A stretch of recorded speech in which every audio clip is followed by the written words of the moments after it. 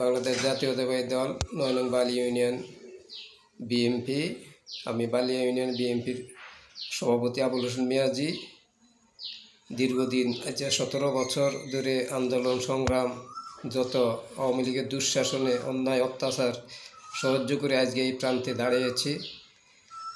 আমি এই 18 তারিখে বালিয়া ইউনিয়নের সম্মেলনের ঘোষণা হয়েছে, তাই আমি আমার নেতা শেখ ফরিদ মানিক ভাইকে ধন্যবাদ জানাইতেছি। ঢালাওভাবে বিএনপিকে ঢেলে সাজাবো এই আশাবাদ আমি রাখি। আর বিগত দিনে 15ই জানুয়ারি 15ই আগস্ট যে আগে নব্য বিএনপি যেন এই কমিটিতে স্থান না পায়, সত্যিকার নেতাকর্মী যারা আপদে বিপদে আসছিল, মামলা হামলা খেয়েছে, তারই জন্য অধিকার এই কমিটিতে পায়। আমি অনুরোধ থাকব, জেলা থানা প্রত্যেকটি অতিথি পাখি আজকে ঘুরাঘুরি চলছে। হ্যাঁ, এরা বিগত দিনে আওয়ামী লীগের লোক হাত করে চলেছে, দলের কোনো কার্যক্রমে ছিল না। তাই তেমনিভাবে ইউনিয়ন, ওয়ার্ড, থানা, জেলা প্রত্যেকটাই ওইদিকে সজাগ থাকে। প্রত্যেকটা কমিটি যেন ওইভাবে দলের নেতাকর্মী শ্রম মেধা যাচাই করে কমিটিগুলি দেওয়া হয়।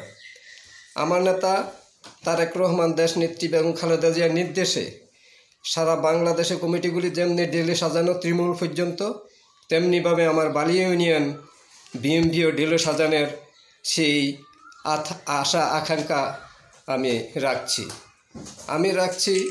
বালিয়া ইউনিয়নের বিগত দিনে যারা অনেক দুঃখ কষ্ট করেছে, তারাই যেন কমিটিতে অগ্রাধিকার পায়, এই আশাবাদ আমি ব্যক্ত করছি।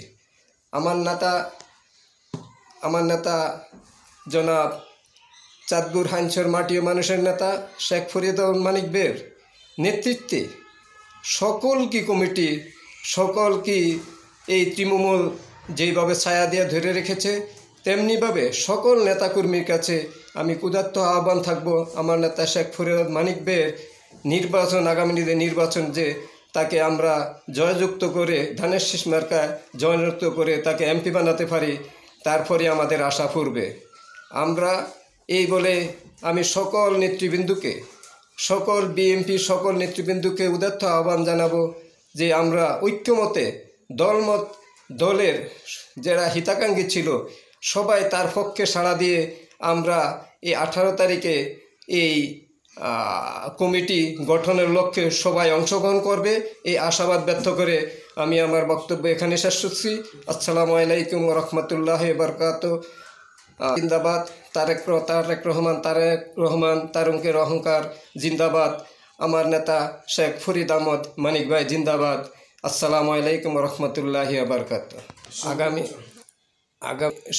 জাতীয় সংসদ নির্বাচনে শেখ ফরিদ মানিক ভাই নমিনেশন পাবে, আমাদের এই আশা। আমরা বালিয়া ইউনিয়নের অন্তত 80% ভোটই এই দানের শেষে কালেকশন করব, এই আশাবাদ ব্যক্ত করি আমি। মাহে রমজানের সকল মুসলমান ভাইদের কাছে আমার শুভেচ্ছা ও অভিনন্দন।